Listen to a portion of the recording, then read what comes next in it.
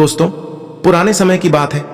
किसी नगरी में एक युवक रहा करता था। वो युवक बहुत ही शर्मीला था। वो इतना शर्मीला था कि जब भी उसके सामने कोई नया आदमी आकर खड़धा हो जाता तो वो उससे बात तक नहीं करता था। यहां तक कि जिन्हें वो जानता था, पहचानता था, उनसे भी बात करने में बहुत शर्म आता था। अपनी इस समस्या के कारण वो बहुत परेशान रहता था, क्योंकि वो अपने जीवन में कुछ भी नहीं कर पा रहा था। धीरे धीरे समय बीतता रहा और समय बीतने के साथ उस युवक की शर्माने की आदत भी बढ़ती चली गई, जिसके कारण वो और ज्यादा तनाव में रहने लगा, परेशान रहने लगा, उदास रहने लगा। उसे ये समझ नहीं आ रहा था कि वो अपनी समस्या से किस तरह से छुटकारा पाए। उसके घर वाले भी अब उसकी इस समस्या को लेकर बहुत चिंतित रहने लगे थे। वे सोचते थे कि इसका क्या होगा, ये अपने जीवन में कुछ कर भी पाएगा कि नहीं। जब भी वो कहीं काम के लिए ज्यादा तो लोग उसके सीधेपन का फायदा उठाते उसे परेशान करते हैं। वो कुछ बोल भी नहीं पाता था, जिसके कारण उसे कोई कुछ भी कह देता और वहां से चला जाता है। इन सब कारणों की वजह से उसका मन किसी भी काम में नहीं लगता था। वो हर काम को कुछ ही दिनों में छोड़ दिया करता। उसके मन में बहुत कुछ चल रहा था। उसके मन में विचारों के तूफान उठ रहे थे। वो बहुत कुछ कहना चाहता था, अपने विचारों को दूसरों के सामने रखना चाहता था, लेकिन अपनी इस आदत के कारण वो किसी से कुछ भी नहीं कह पाता था। वो अंदर ही अंदर घुटता जा रहा था। सारे विचार, सारी बातें उसके मन पर हावी हो रही थीं, लेकिन वो कभी भी किसी से अपने मन की बात नहीं कहता था। जब वो छोटा बच्चा था तो लोग उसे पसंद करते थे। उसकी इस आदत को लोग सराहते थे, लेकिन जब वो बड़ा हो गया, युवा हो गया, तो यही आदत उसकी परेशानी का कारण बन गई।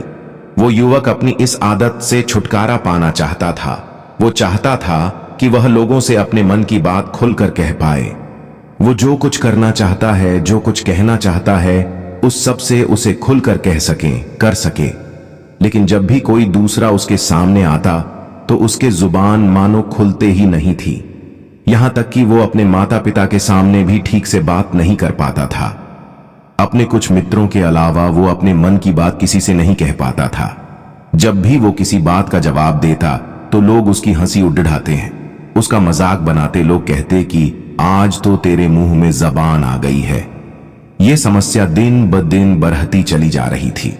एक दिन जब उस युवक को उसके पिता ने दूसरों के सामने शर्मिंदा होता हुआ देखा तो वह बहुत क्रोधित हो गया और अपने बेटे को खरी खोटी सुनाने लगा।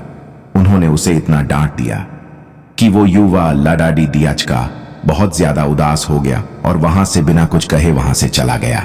शाम हो चुकी थी और अब तक उनका बेटा घर नहीं लौटा था। माता और पिता दोनों ही बड़े चिंतित थे। वे अपने बेटे को वापस घर पर देखना चाहते थे, लेकिन युवा लाडेचका तो भागते भागते पहाड़ा की चोटी पर जा पहुंचा था। वो वहां से नीचे की ओर झांक रहा था और ईश्वर से कह रहा था, हे भगवान, आपने मुझे ऐसा क्यों बनाया?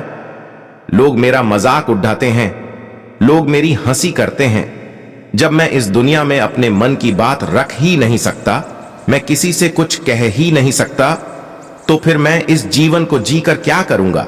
जब भी मैं किसी से कुछ कहने की कोशिश करता हूं तो लोग मेरा मजाक बनाते हैं, मेरी हंसी उड़ाते हैं। यहां तक कि वो मुझसे कुछ भी कहकर चले जाते हैं और मैं उनका जवाब नहीं दे पाता। ऐसा जीवन जीकर मुझे क्या हासिल होगा? भला मैं ऐसा जीवन जी ही क्यों रहा हूं? इसीलिए मैं अपने सवालों के जवाब पाने के लिए तुम्हारे पास आ रहा हूं। इतना कहकर जैसे ही वो युवक कूदने की तैयारी कर रहा था कि तभी पीछे से एक आवाज सुनाई पड़ी, बेटा, जान देना तो बहुत आसान है, लेकिन इस जान को तुम वापस नहीं पा सकोगे। जैसे ही ये आवाज उसके कानों में पड़ी, वो पीछे मुड़ कर देखने लगा। उसने जैसे ही पीछे मुड़ कर देखा तो उसने पाया कि एक बौद्ध भिक्षु उसके पीछे खड़ीडी डीहे हैं। उन्हें देखकर वो डर सा गया और अपने कदम पीछे खींच लिए और चुपचाप वहां पर खड्डी डीढ़ा हो गया। अपनी आदत के कारण वो उनसे बात नहीं कर पा रहा था। सभी बौद्ध भिक्षु उस युवक से कहते हैं, बेटा, क्या बात है? आखिर तुम यहां पर क्या कर रहे हो और तुम अपने इस जीवन को समाप्त क्यों करना चाहते हो? ये अनमोल जीवन बहुत कम लोगों को नसीब होता है और तुम्हें यह जीवन व्यर्थ लगता है। इस पर वो युवक कहता है कि नहीं, ऐसा कुछ नहीं है, मैं तो बस यहां पर खड़ीडीढ़ा होकर देख रहा था। तभी बौद्ध भिक्षु उस युवक से कहते हैं, बेटा, मैं जानता हूं कि तुम यहां पर क्या करने आए थे। तुम मुझसे कुछ भी नहीं छुपा सकते, लेकिन मैं चाहता हूं कि तुम अपनी समस्या खुद मुझे बताओ, तब मैं उसका समाधान तुम्हें बताऊंगा। यदि तुम चाहते हो कि कोई तुम्हारी मदद करे तो उसके लिए पहले तुम्हें ही आगे बढ़ना होगा। यदि तुम चाहते हो कि मैं तुम्हारी समस्या का समाधान करूं तो तुम्हें मुझे अपनी सारी समस्या बतानी होगी, वरना मैं कुछ नहीं कर सकूंगा। उस बौद्ध भिक्षु की यह बात सुनकर वो युवक कहता है कि नहीं नहीं नहीं, मैं ठीक हूं, मैं सच कह रहा हूं। उस युवक की बात सुनकर बौद्ध भिक्षु उस युवक से कहते हैं, ठीक है बेटा, यदि तुम नहीं चाहते कि मैं तुम्हारी मदद करूं तो कोई बात नहीं, मैं तुम्हारी बात पर विश्वास कर लेता हूं, लेकिन तुम्हें भी मेरी एक बात पर विश्वास करना चाहिए कि मैं तुम्हारी मदद के लिए ही यहां पर आया हूं। तुम चाहो तो तुम अपनी समस्या मुझे बता सकते हो और मैं तुम्हारी इस समस्या का समाधान भी अवश्य करूंगा। यह सुनकर वो युवक उस बौद्ध भिक्षु से कहता है कि नहीं नहीं, मैं ठीक हूं, आप जाइए।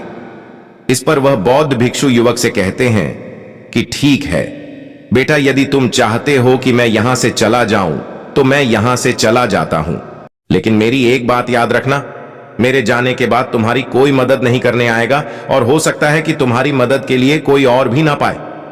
इतना कहकर बौद्ध भिक्षु पीछे की ओर मुद्दे और अपने मार्ग पर आगे बढ़ने लगे।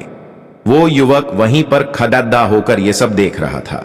जैसे ही वह कुछ दूर पहुंचे तभी उस युवक ने जोर से आवाज लगाई, हे गुरुदेव, मेरी समस्या बहुत बड़ी है, क्या आप उसका समाधान कर सकेंगे? यह सुनकर बौद्ध भिक्षु वहीं पर खड़े हो गए। पीछे मुड़कर उन्होंने उस युवक की बात का जवाब देते हुए कहा, बेटा, इस दुनिया में कोई भी ऐसी समस्या नहीं है जिसका कोई समाधान ना हो। यदि तुम मुझे अपनी समस्या बताओगे तो मैं उसका समाधान अवश्य करूंगा। तभी वो युवक उस बौद्ध भिक्षु से अपनी समस्या बताते हुए कहता है कि गुरुवर, मेरी एक बहुत बड़ी समस्या है कि मैं शर्मीला हूं, जिस कारण मैं किसी से कोई बात नहीं कर पाता हूं। यहां तक कि मैं अपने मन की बात भी किसी को नहीं बता पाता। जब भी मैं किसी से बात करने की कोशिश करता हूं तो लोग मेरा मजाक बना देते हैं।